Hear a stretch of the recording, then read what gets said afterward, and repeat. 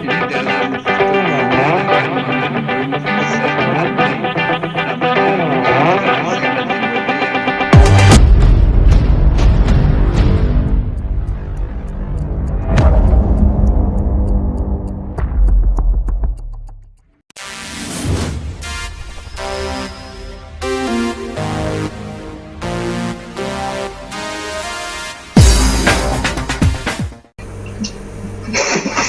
Baiklah, selamat siang. Assalamualaikum warahmatullahi wabarakatuh.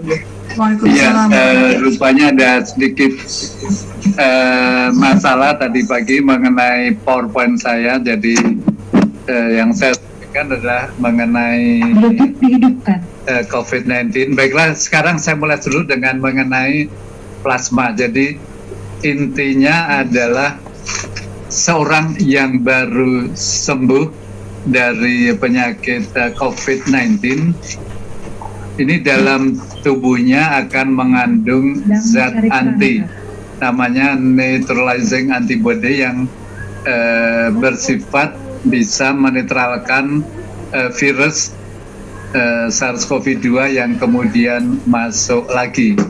Jadi kalau sekali lagi orang udah sembuh jadi kebal. Jadi kalau ada virus mau masuk nggak bisa. Sehingga teorinya kalau kekebalan dalam darah ini di dalam plasma itu ditransfer, diinfuskan ke orang yang sedang terinfeksi, siapa tahu bisa menetralkan virus dan pasti menjadi sembuh. Jadi kalau di kedokteran memang kita harus berpikir logis. Dalam hal ini logikanya adalah antibodi dari seorang yang sudah sembuh diberikan kepada orang yang sakit, maka orang yang sakit itu akan sembuh. Itu teorinya. Kenyataannya ternyata kemudian berbeda. Pertama adalah tidak semua orang yang setelah sakit sembuh ini mempunyai antibodi yang cukup kuat. Jadi syarat pertama untuk bisa menyumbangkan adalah kadar antibodinya cukup kuat, itu satu. Yang kedua, ternyata di kedokteran kami menganut apa yang disebut evidence-based medicine. Dari pengalaman-pengalaman dan penelitian kemudian terbukti bahwa plasma konvalesen, plasma dari orang yang sembuh ini ternyata tidak bisa menolong untuk orang yang sakitnya sudah terlanjur berat. Jadi kalau yang berat apalagi masuk ICU, maka plasma konvalesen ini tidak bermanfaat. Nah itu kemudian di awal-awal kalau di Indonesia kan namanya Badan POM, kalau di Amerika FDA Amerika kemudian merevisi yang dibikin tahun 2020 itu pada bulan Februari diperbaiki. Jadi tidak boleh lagi diberikan untuk yang berat. Nah, kita kan di sini selalu berpikir bahwa ini semua obat nggak menolong, tinggal plasma. Jadi plasma pasti bisa menolong. Itu tidak benar. Jadi memang bisa menolong kalau pasiennya dirawat, bukan pasien yang ringan, namun bukan juga pasien yang berat sekali. Kemudian juga diteliti banyak di Inggris menghasilkan yang sama. Jadi kalau di Inggris itu Kementerian Kesehatannya namanya NHS, National Health Service, itu ternyata membuktikan bahwa plasma konvalesen tidak bisa diberikan pada orang sakit COVID yang sudah terlanjur berat. Jadi kalau di namanya untuk yang medium beratnya, namun yang early. Jadi bukan yang late stage, bukan pasien yang lebih berat.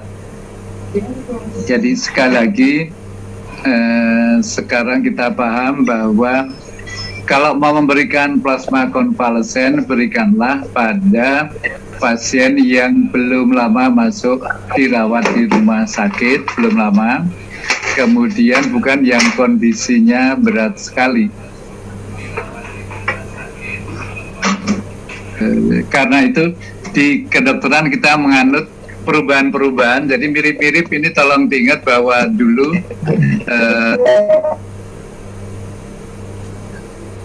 kita pernah mendengar bahwa kloroquine amat sangat berguna, dipakai oleh ratusan ribu orang untuk mengobati COVID-19.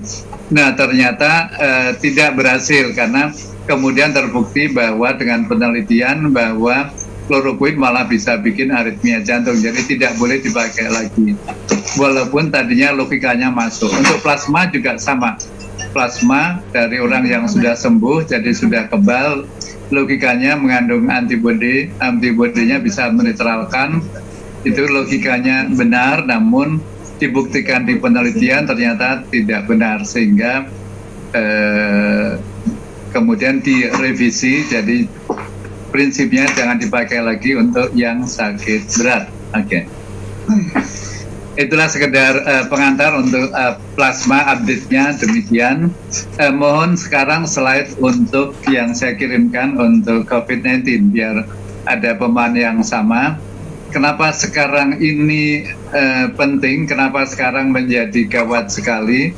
Karena beberapa hal. Jadi yang pertama, angka kematian COVID-19 ini untuk Indonesia paling banyak di dunia. Mohon slide yang saya kirimkan ditayangkan. Jadi pertama, sekali lagi, angka kematian Indonesia ranking 1. Kemudian kalau dari soal bagaimana jumlah mingguan, jadi jumlah seminggu terakhir itu paling banyak adalah Brazil, nomor 2 India, nomor 3 Indonesia. Jadi Indonesia menempati ranking ketiga untuk jumlah kasus dalam seminggu kalau digabung. Jadi untuk Indonesia memang amat sangat serius. Ya, jadi masalah sekarang ini pertama, rumah sakit rujukan penuh, semua penuh, dan rumah sakit tenda dibikin di mana-mana, bahkan di Surabaya lagi dirancang untuk setiap kelurahan akan dibikin rumah sakit darurat tenda. Kemudian Wisma Atlet juga sama, penuh banget. Wisma Atlet di Jakarta penuh sekali. Kemudian 7.000 lebih isinya. Kemudian dibuat semacam Wisma Atlet, ditambah lagi sekarang juga di asrama haji. Kemudian ada tower-tower di Pasar Rumput itu juga cukup banyak, kamarnya itu juga akan dibuat untuk penampungan untuk yang ringan dan sedang. Kemudian oksigen habis, jadi sebetulnya saya masih ingat sekali tanggal 22 Juni saya setiap hari Selasa itu membuat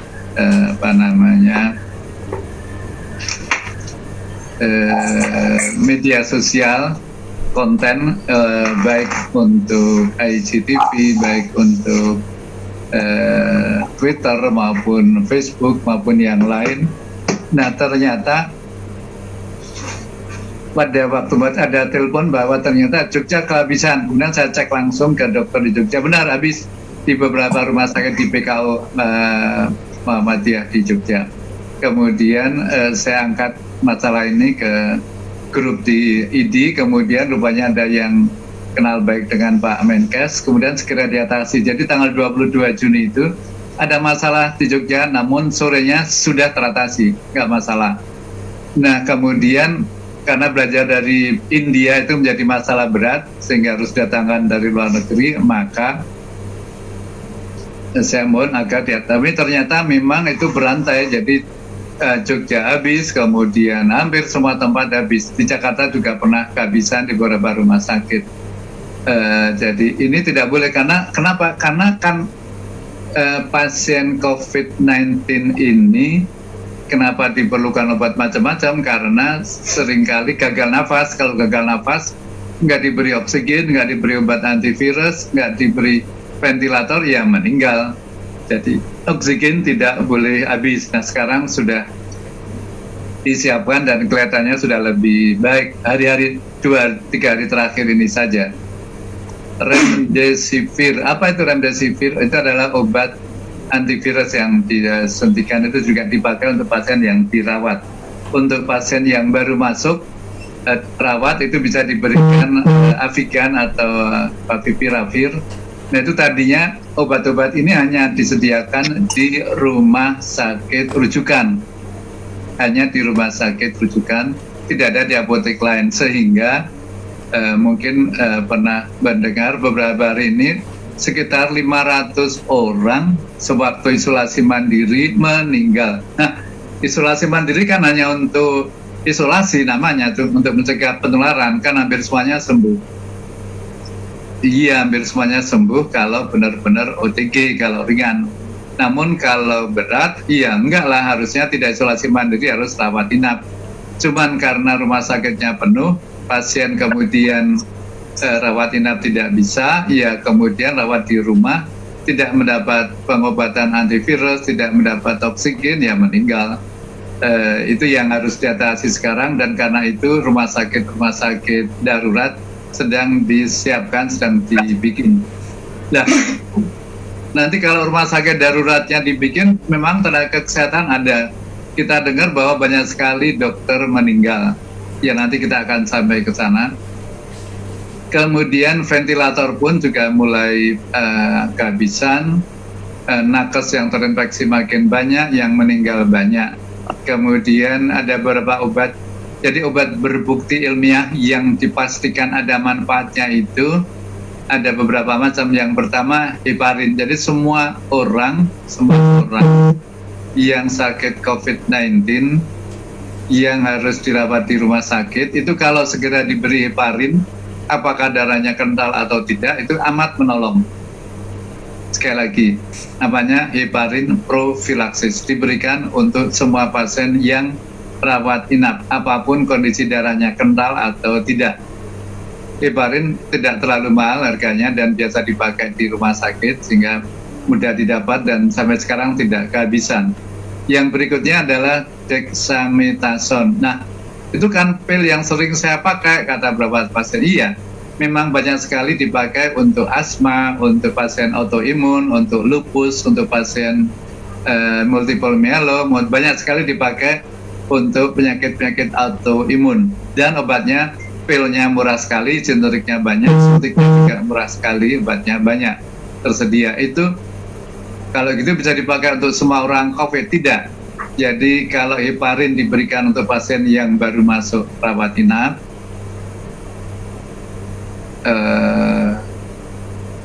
kalau dexamethasone diberikan untuk pasien yang memerlukan oksigen.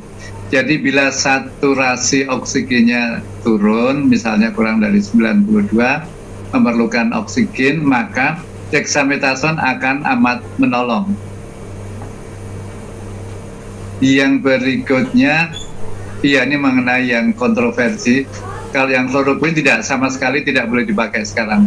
Ivermectin itu di beberapa negara dipakai, di banyak negara sama sekali tidak boleh dipakai. Amerika melarang, Inggris, Eropa maupun WHO hanya boleh untuk uji klinik. Nah, kita di Indonesia sedang menunggu hasil uji klinik yang sedang dikerjakan dengan pengawasan dari BPOM.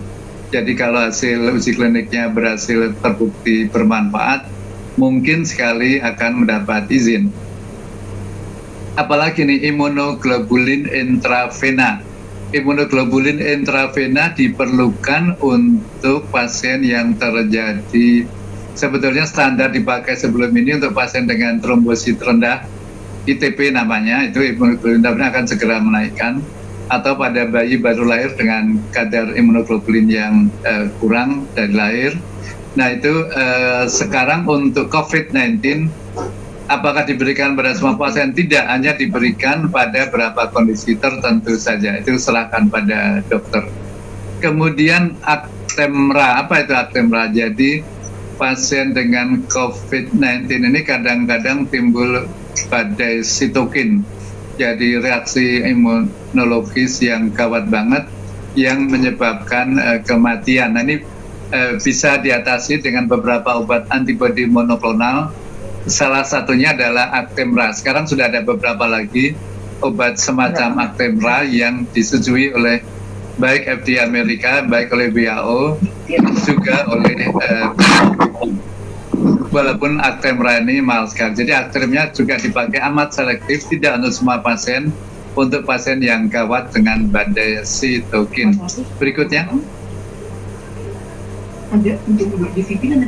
Iya, ini dari beberapa hari yang lalu, tapi sampai sekarang rankingnya sama. Jadi kalau dalam kasus mingguan, nomor 1 Brazil, nomor kedua India, nomor ketiga Indonesia. Jadi Inggris di bawah. Namun kalau dari jumlah kumulatif, jumlah seluruh total yang pernah terinfeksi COVID-19, Indonesia masih di nomor 16-17. Berikutnya. Iya, jadi kalau dari kumulatif dari awal, Amerika, bayangin Amerika negara kaya raya, maju, ilmiah tinggi, ternyata jumlah kasusnya paling banyak di dunia sampai sekarang. Namun jumlah kasus harian Amerika sudah turun. India masih menempati nomor 2. Brazil naik nomor 1 jadinya sekarang kalau per jumlah kasus selama 1 minggu. Jadi memang sayangnya Indonesia kita naik menjadi jumlah kasus hariannya yang tadinya di bawah menjadi naik ke nomor 3. Yang meninggal nomor 1. Itu yang PR buat kita semua. Walaupun itu yang itu untuk menunjukkan besaran masalah, rumah sakit penuh, pasien meninggal paling banyak, agar kita lebih serius. Saya yakin dengan keseriusan kita akhir-akhir ini, ke depan kita masih bisa mengatasi pandemi ini. Berikutnya. Iya, kemudian ini yang kita juga bisa melihat di website itu berapa kasus harian kita sekarang udah tinggi banget. Tadinya kan sekitar 3.000, setelah naik 4.000, 5.000, 10.000, 20.000, 30.000. Hari terakhir ini sudah jauh di atas 40.000. Berikutnya. Dan persentase kasus positif seminggu terakhir ini tertanggal 3 hari yang lalu itu Jakarta tinggi, Indonesia tinggi. Jakarta makin tinggi, sekitar 43%. Indonesia juga masih sama. Padahal yang disebut risiko penularan di masyarakat amat sangat tinggi itu kalau di atas 10%. Di bawah 5% positivity rate itu risiko rendah. Jadi kalau 10% tinggi, bagaimana di atas 35%? Ya gawat. Jadi ini PR para dokter Kemenkes enggak. Kemudian dari tahun 2020 Presiden udah bilang ini masalah nasional, jadi dibikin gugus tugas dengan segala macam infrastrukturnya dan juga biayanya. Berikutnya. Anggarannya juga tidak main-main. Berikutnya slide. Jadi anggaran pernah 193 triliun naik sekarang ini. Berikutnya. Dan kemudian rincian biayanya juga bisa dilihat di slide ini. Untuk vaksinasi 58 triliun dan seterusnya. Juga untuk sarana dan prasarana alat kesehatan dan juga pelindung. Kemudian jadi ini dokternya kaya dong, boro-boro kaya, meninggalnya banyak. Yang rumah sakit tagihannya juga masih belum selesai. Jadi ini memang tapi ini anggaran sudah jelas dan ya kita harapkan kemudian bisa diselesaikan dengan baik sesuai dengan rencana ini. Berikutnya. Jadi untuk di tahun berikutnya makin naik. Untuk yang ini 150 triliun untuk tahun depan. Slide berikut.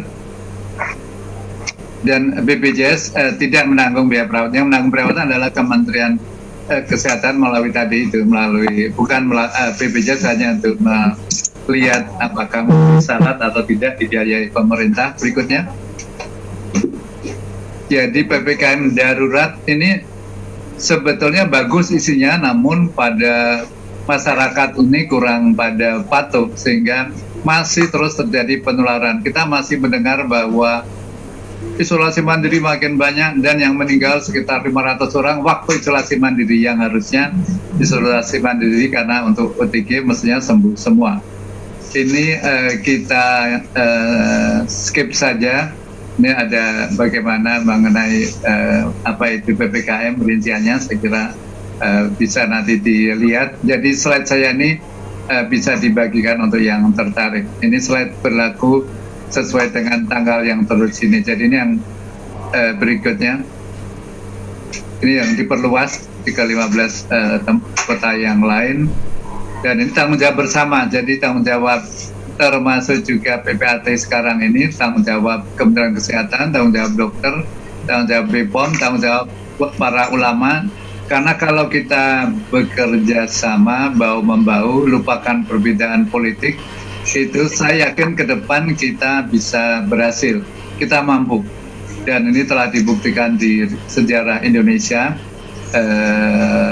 apalagi kalau ada musuh bersama seperti sekarang ini, saya yakin kita mampu mengatasi pandemi yang sekarang lagi meningkat ini. Berikutnya. Jadi ini aspek diagnosis, ini bukan topik hari ini, tapi pada prinsipnya intinya kalau kita tidak bertemu dengan orang lain tidak terjadi penularan. Jadi kalau semua orang tinggal di rumah tidak terjadi penularan. Kalau jalan-jalan sepi sunyi tidak terjadi penularan. Masalahnya sekarang jalan masih ramai, KRL masih terisi banyak, kemudian bis juga demikian. Jadi kita mohon kesadaran semua orang dan juga aparat untuk mendisiplinkan. Jadi jangan sampai karena ini masalah kesehatan seluruh rakyat dan kepentingan nasional dan emergensi. Berikutnya. Ya, kami di Ikatan Dokter Indonesia juga sudah siap. Jadi waktu itu bulan Februari, saya ingat tanggal 10, saya ditanya mau nggak jadi itu Ketua Satgas ID untuk ya pasiennya nggak ada, nggak apa-apa. Tapi kalau saya ditanya, saya bilang memang akan jadi masalah besar waktu itu. Ya udah kalau nggak mau aku deh setuju aja waktu itu. Ternyata kemudian menjadi amat luar biasa berat masalahnya, dan ini masih akan panjang. Jadi kalau ditanya kapan penyakit ini akan berhenti, amat sukar untuk menjawab. Namun kelihatannya untuk jangka panjang akan menjadi masalah kita bersama, paling-paling menjadi endemik, artinya ada di sana, hilang, kemudian tempat lain, kemudian hilang lagi, tetapi tetap masih ada jadi teman kita jangka panjang. Karena untuk diketahui di seluruh dunia sekarang ini, satu-satunya penyakit virus yang hilang hanya variola. Yang lain masih jadi teman kita. HIV AIDS, penyakit virus sudah 40 tahun lebih. Hepatitis B, hepatitis C, herpes, masih banyak banget penyakit virus yang tetap ada di dekat kita. Jadi karena itu kita semua memang harus menjaga diri. Berikutnya, supaya kita tidak sakit, supaya keluarga kita tidak sakit. Nah, itu kan katanya banyak banget ratusan dokter di Kudus yang terinfeksi. Ya, tolong diingat supaya fair. Jadi datanya ada pembanding. Di Amerika itu pada akhir bulan April itu sudah ada 101 juta orang divaksinasi di Amerika. Apa yang terjadi dari 101 juta yang sudah disuntik 2 kali ini, ternyata ada 10.262 orang, lebih dari 10.000 orang yang tetap terinfeksi, dan yang meninggal 160 orang.